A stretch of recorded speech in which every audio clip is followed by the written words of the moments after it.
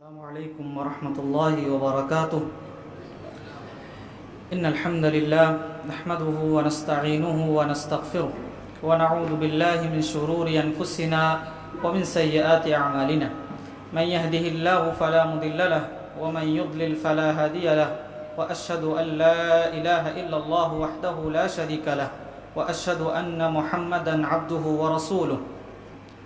أما بعد فإن خير الحديث كتاب الله، وخير الهدي هدي محمد صلى الله عليه وسلم، وشر الأمور محدثاتها، وكل محدثة بدعة، وكل بدعة ضلالة، وكل ضلالة في النار. قال الله تبارك وتعالى: إنما يريد الله ليذهب عنكم الرجس أهل البيت ويطهركم تطهيرا. جناب صدر اسٹیج پر تشریف فرما علماء کرام، معزز سامعین، خواتین اسلام، گزشتہ مجلس میں آپ نے صحابہ کرام کا مقام و مرتبہ، صحابہ کرام کے متعلق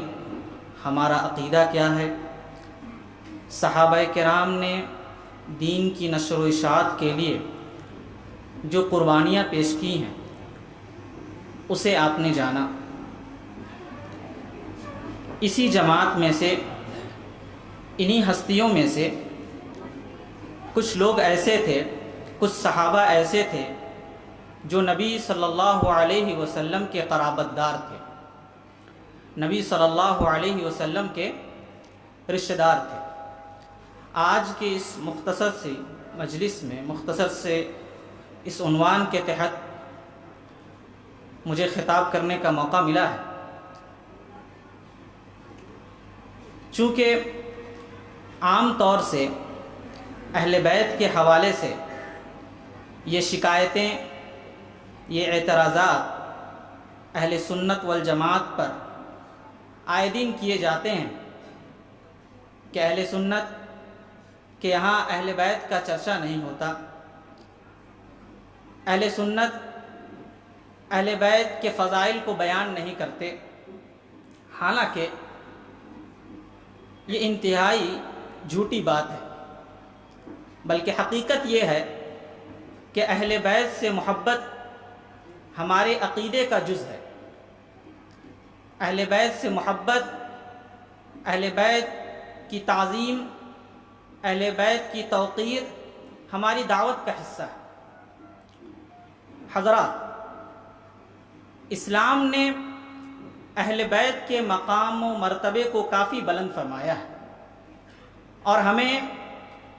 ان کے عزت و احترام کی نصیحت فرمائی ہے. کیونکہ نبی صلی اللہ علیہ وسلم نے جس مشن کے ذریعہ اپنی دعوت کا آغاز کیا، آپ پر جب وحی کا جب نزول ہوا، آپ نے جب تعلیمات الہی کو عام کرنے کی جب ٹھانی، تو اس راستے میں آپ کو کافی مصیبتیں اٹھانی پڑی. آپ کی دعوت کو سب سے پہل جن لوگوں نے قبول کیا وہ آپ کے گھرانے والے تھے. آپ کی مصیبتوں میں، آپ کی پریشانیوں میں قدم قدم پر جن لوگوں نے آپ کا ساتھ دیا وہ آپ کے گھرانے والے تھے. اسی لیے آپ دیکھیں گے کہ اللہ کے نبی صلی اللہ علیہ وسلم کو جس قدر آپ کے گھرانے سے آپ کو حوصلہ ملا، جب آپ غمگین ہو جاتے تو حوصلہ دینے کا کام آپ کی بیویاں کرتی، آپ کی بیٹیاں کرتی. حضرت خدیجہ رضی اللہ تعالی عنہ کے پاس جب اللہ کے نبی صلی اللہ علیہ وسلم یہ بات عرض کرتے ہیں کہ میرے پاس وحی کا سلسلہ یا ایک فرشتہ آیا ہے جو مجھے اقرأ بسم ربک الذی خلق جیسی تعلیمات دے رہا ہے، تو نبی صلی اللہ علیہ وسلم کو اپنے ضائع ہونے کا خدشہ ہوا. تو ایسے موقع پر نیک بیوی نے نبی صلی اللہ علیہ وسلم کو دلاسا دیا، کلا یخزیک اللہ ابدا. کہ اللہ تبارک و تعالیٰ آپ کو تو کبھی رسوا نہیں کر سکتا. آپ تو غریبوں کے پرسان حال کرتے ہیں، لوگوں کی مدد کیا کرتے ہیں. تو اہل بیت کا مقام و مرتبہ اس لیے شریعت کے اندر بلند ہے کیونکہ انہوں نے نبی صلی اللہ علیہ وسلم کی دعوت میں آپ کا مکمل ساتھ دیا. جو مصیبتیں نبی صلی اللہ علیہ وسلم کو اٹھانی پڑی، اس کے ساتھ ساتھ آپ نے بھی، آپ کے اہل بیت نے بھی وہ مصیبتیں اٹھائیں. اس لیے شریعت نے ان کے خدمات کا ذکر کرتے ہوئے ان کے مقامات کو بلند کیا. اسی لیے اہل سنت والجماعت کا عقیدہ ہے، اور ہماری ہر کتاب میں، یعنی اہل الحدیث کے عقیدے کے ہر کتاب میں آپ کو جہاں کہیں بھی صحابہ کرام کی تعظیم و توقیر کا ذکر ملے گا، وہیں پر آپ کو یہ بھی ذکر ملے گا کہ نحن نحب اصحاب رسول اللہ صلی اللہ علیہ وسلم ونحب اہل بیت النبی صلی اللہ علیہ وسلم، کہ ہم صحابہ کرام رضوان اللہ علیہم اجمعین کی جس طرح تعظیم و توقیر کرتے ہیں، اسی طرح نبی صلی اللہ علیہ وسلم کے گھرانے والے کو، نبی صلی اللہ علیہ وسلم کے قرابت داروں کو، رشتہ داروں کی توقیر کیا کرتے ہیں. یہ ہمارا متفقہ عقیدہ ہے، اور اس کی تعلیم ہمارے یہاں روز اول سے جاری و ساری ہے. لیکن سوال یہ پیدا ہوتا ہے کہ اہل بیت ہیں کون؟ اہل بیت سے مراد کون؟ اہل علم کہتے ہیں کہ اہل بیت سے مراد وہ افراد ہیں، بنی ہاشم کے وہ افراد جو ایمان لائے اور جن کے اوپر صدقہ حرام ہے. اسی طرح اہل بیت کے اندر نبی صلی اللہ علیہ وسلم کی بیویاں، نبی صلی اللہ علیہ وسلم کی آل و اولاد، نبی صلی اللہ علیہ وسلم کے غلام بھی اہل بیت میں شمار کیے جاتے ہیں. یہ بات آپ کو آج اس لیے کیوں بتائی جا رہی ہے؟ یہ بات عام اس بات کو بتانے کی ضرورت آج کیوں محسوس ہو رہی ہے؟ کیونکہ گزشتہ صدیوں سے، بلکہ روز اول سے اہل بیت کے مفہوم کو بگاڑنے کی کوشش کی گئی ہے. اہل بیت کے نام پر جس طرح گمراہی اہل تشیع نے عام کیا ہے،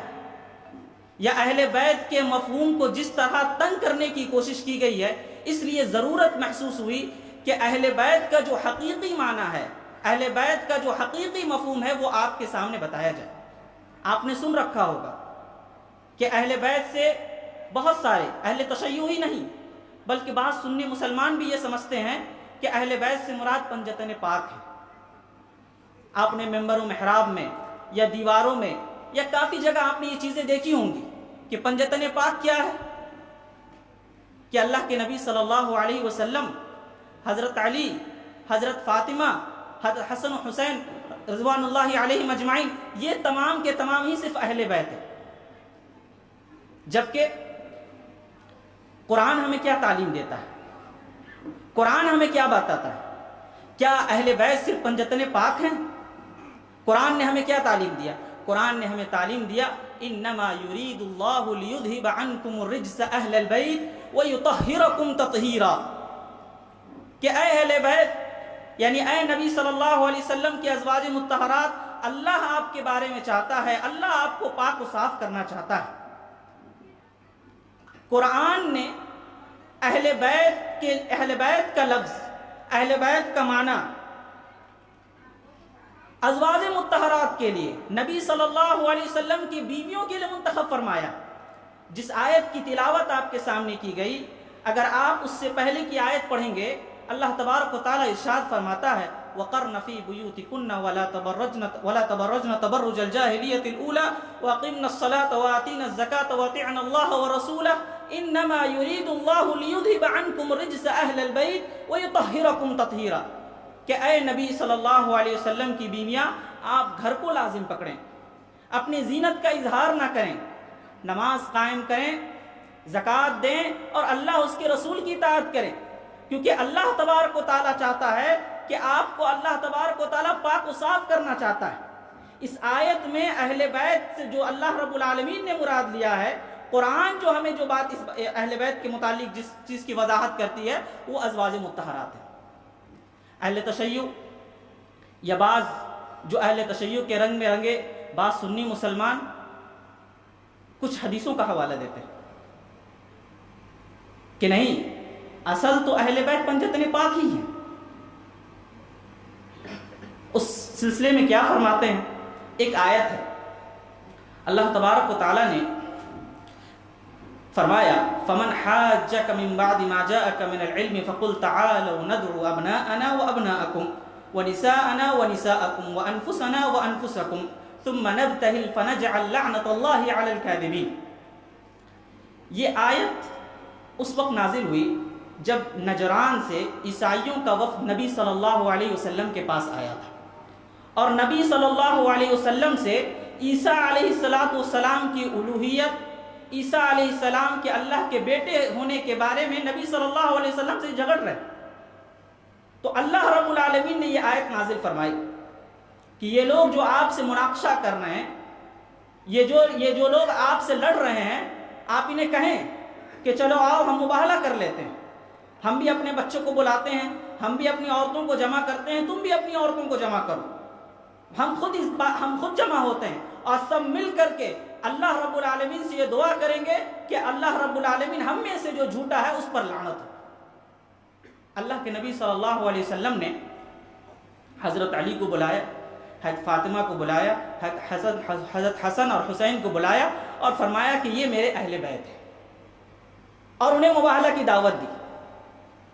نجران کے عیسائی بھاگ گئے، انہوں نے مباہلہ نہیں کیا کیونکہ وہ جانتے تھے کہ یہ نبی سچے ہیں،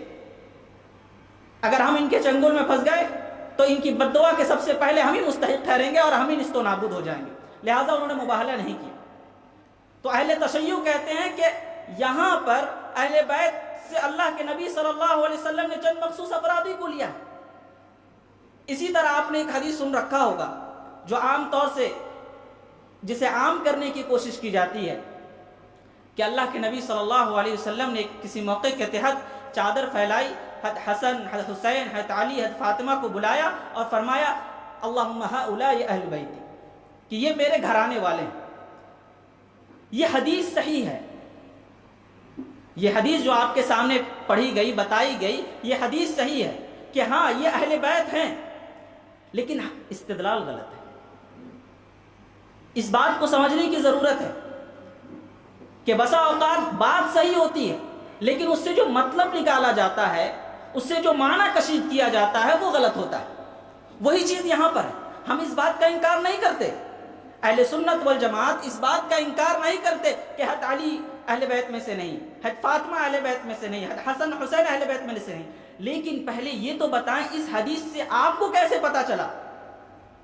خواہ وہ اہل تشیع ہو یا بعض سنی مسلمان ہو جو اس شوشے کو ہوا دیتے ہیں، کہ آپ کو کیسے پتا چلا کہ صرف یہی اہل بیت ہے؟ اس کا ذکر تو اس حدیث میں نہیں ہے۔ اس لیے اس اصول کو آپ اپنے ذہن میں رکھیں کہ ہمیں غرض صرف اس بات سے نہیں ہونی چاہیے کہ صرف بات صحیح ہے، یہ بھی ضروری ہے ہمارے لیے کہ وہ بات سے جو مطلب نکالا گیا ہے، جو بات کہی جا رہی ہے، اس بات کا تعلق اہل علم کے قول سے موافقت اس کی ہے کہ نہیں ہے۔ آج صحیح قول کے نام پر، صحیح بات کے نام پر، صحیح حدیث کے نام پر ہم ہر غیر نقطہ خیرے کی بات سنتے ہیں، کسے باشد کہ وہ شخص اس نے استدلال غلط کیا یا صحیح کیا، ہمیں اس کی کوئی فکر نہیں، نہ ہم اہل علم سے پوچھتے ہیں اور نہ ہی ہم یہ جسارت کرتے، بلکہ فوراً اس سے معنی کشش کر کے دوسروں تک پھیلانے کی کوشش کرنے لگتے ہیں۔ یہی حال اس حدیث کے حوالے سے کیا جاتا ہے۔ اللہ کے نبی صلی اللہ علیہ وسلم نے یہاں پر اہل بیت کو جو داخل فرمایا، اہل بیت کو جو مراد لیا،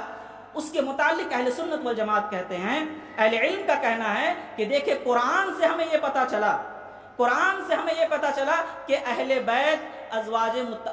سے مراد ازواج مطہرات ہیں، لیکن ہمیں حدیث سے پتا چلتا ہے کہ صرف ازواج مطہرات ہی اہل بیت نہیں ہیں، بلکہ حضرت علی، حضرت فاطمہ اور حضرت حسن و حسین بھی اہل بیت میں آتے ہیں۔ یہ مفہوم ہے، نہ کہ صرف اور صرف یہی اہل بیت ہے۔ آپ ذرا غور فرمائیں کہ اللہ کے نبی صلی اللہ علیہ وسلم پر جب یہ آیت نازل ہوئی، ان اللہ و ملائکتہ یصلون علی النبی یا ایھا الذین آمنوا صلوا علیہ وسلموا تسلیما، کہ اللہ تبارک و تعالیٰ فرشتے نبی صلی اللہ علیہ وسلم پر درود و سلام بھیجتے ہیں، رحمت کی دعا کرتے ہیں۔ تو صحابہ نے عرض کیا کہ اللہ کے رسول صلی اللہ علیہ وسلم ہم آپ پر کیسے درود بھیجیں؟ اللہ کے نبی صلی اللہ علیہ وسلم نے جس طرح ایک موقع کے تحت درود ابراہیمی سکھایا، اسی طرح اللہ کے نبی صلی اللہ علیہ وسلم نے ایک موقع کے تحت یہ سکھایا کہ آپ درود اس طرح پڑھیں، اللہم صلی علی محمد وعلی آلہ وازواجہ وذریاتہ۔ اللہ کے نبی صلی اللہ علیہ وسلم نے خود آل محمد کے اندر ازواج مطہرات کو یہاں شامل کیا۔ تو لہٰذا اس غلط مفہوم میں اہل بیت کا جو صحیح مفہوم اہل سنت والجماعت جو بیان کرتے ہیں اسے آپ سمجھیں اور اسے تسلیم کریں۔ حضرات، اہل بیت کے حوالے، اہل بیت کے مفہوم کے بعد ہمیں یہ بات قرآن و سنت کے اندر ملتی ہے کہ اہل بیت کی تعظیم، اہل بیت کی فضیلتوں کے متعلق بے شمار حدیثیں ہیں۔ ایک حدیث ہے مسلم شریف کی کہ زید بن ارقم رضی اللہ تعالی عنہ بیان کرتے ہیں کہ نبی صلی اللہ علیہ وسلم ایک دفعہ مکہ اور مدینے کی ایک جگہ، خم کی ایک جگہ پر جمع ہوئے، اور نبی صلی اللہ علیہ وسلم نے ایک خطبہ ارشاد فرمایا۔ اس خطبے میں اللہ کے نبی صلی اللہ علیہ وسلم نے کہا کہ قریب ہے،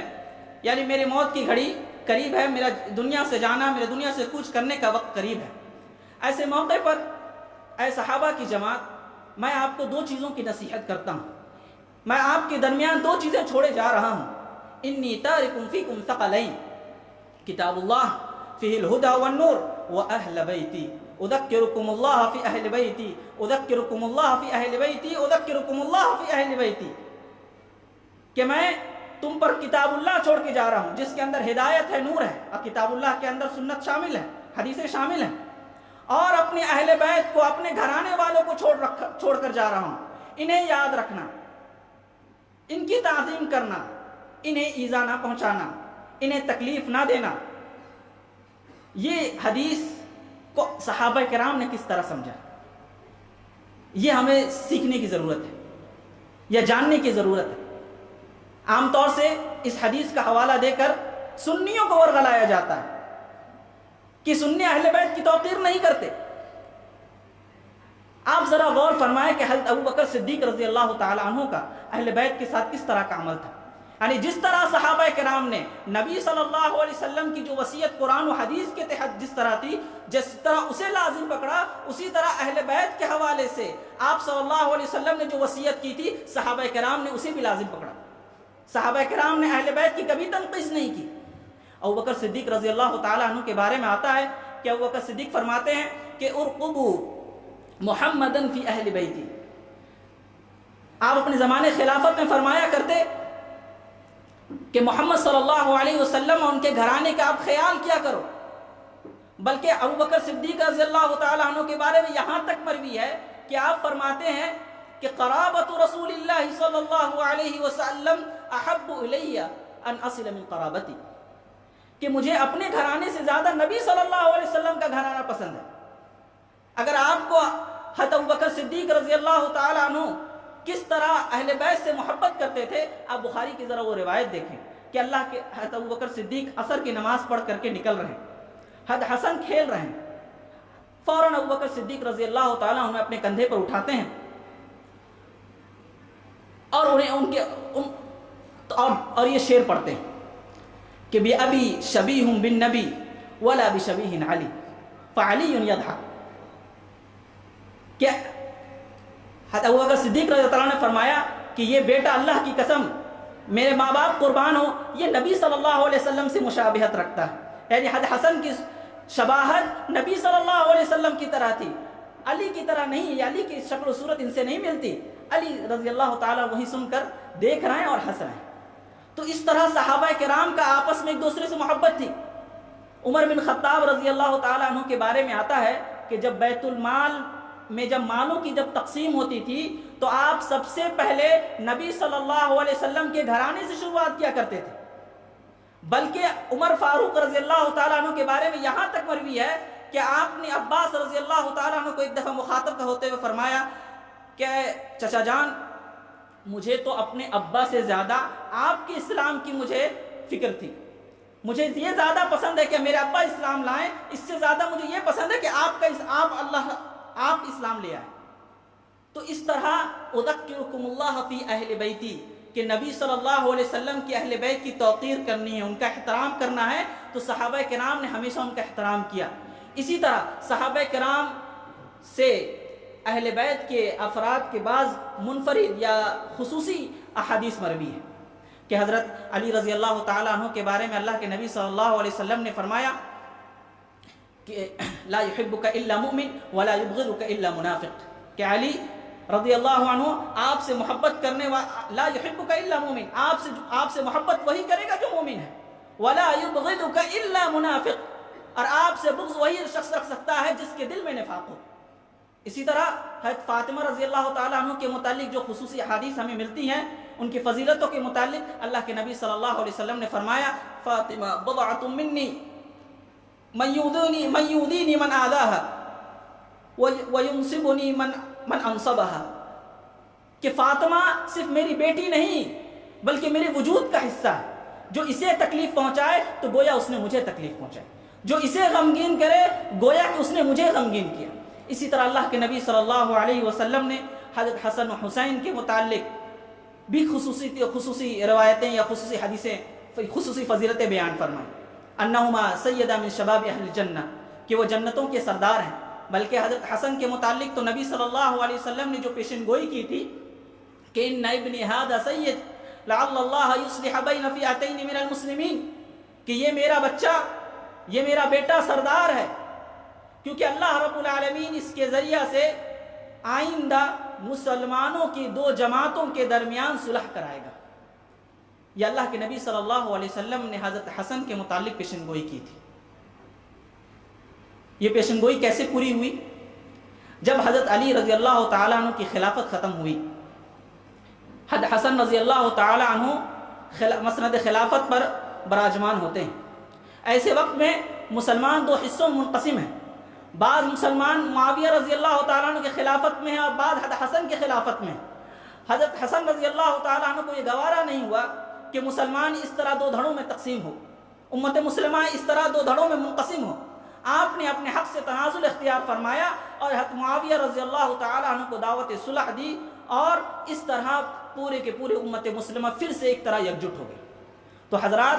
اہل بیت سے محبت، اہل بیت سے فضیلت، اس کے بیانات بے شمار ہیں، لیکن یہاں پر ایک آخری بات، یہ سوال اہم ہے کہ اہل بیت سے محبت کا مفہوم کیا ہے؟ کیا اہل بیت سے محبت کا مفہوم وہی ہے جو اہل تشیع لیا کرتے ہیں؟ کیا اہل بیت سے محبت کا مفہوم وہی ہے جو ہمارے بعض سنی بھائیوں کے ہاں پایا جاتا ہے؟ کہ اہل بیت کی شان میں اس قدر غلو کیا گیا، اس قدر غلو کیا جائے کہ انہیں ایسا محسوس ہو کہ گویا کہ ایک نیا دین وجود میں آ گیا ہو؟ آپ نے سن رکھا ہوگا حضرت علی رضی اللہ تعالی عنہ کو الوہیت کے مقام دیا جاتا ہے۔ آپ اہل تشیع کی کتابیں پڑھ لیں،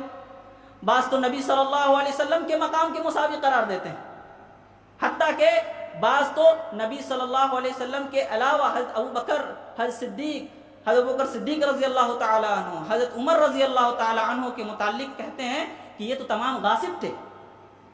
کیا حضرت علی کا مقام نبی صلی اللہ علیہ وسلم نے یہی بیان فرمایا ہے؟ قطعاً نہیں،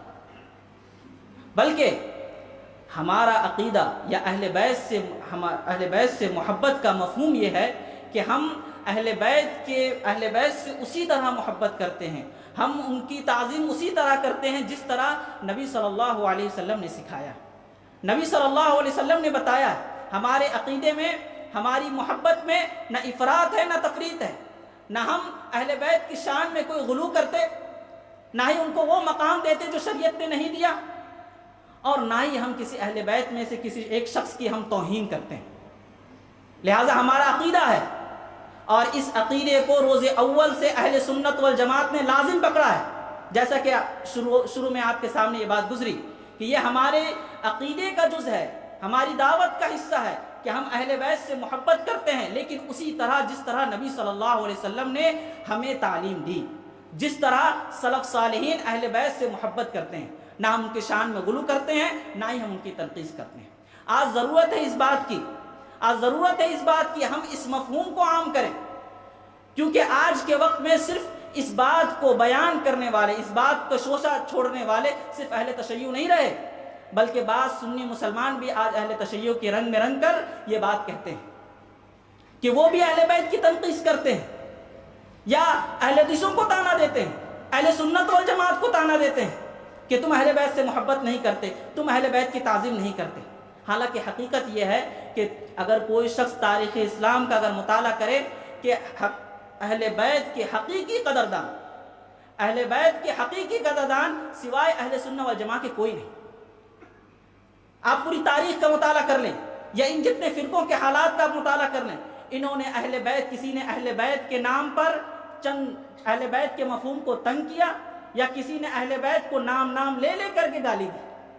لیکن ہمارا حال کیا ہے؟ ہم اہل بیت کو وہی مقام دیتے ہیں جو نبی صلی اللہ علیہ وسلم نے سکھایا، جو نبی صلی اللہ علیہ وسلم نے بتایا۔ نہ ہم اس سے ایک حرف آگے جاتے ہیں اور نہ ہی ہم اس سے ایک حرف پیچھے ہٹتے ہیں۔ لہٰذا ضرورت ہے اس بات کی کہ اللہ تبارک و تعالیٰ نے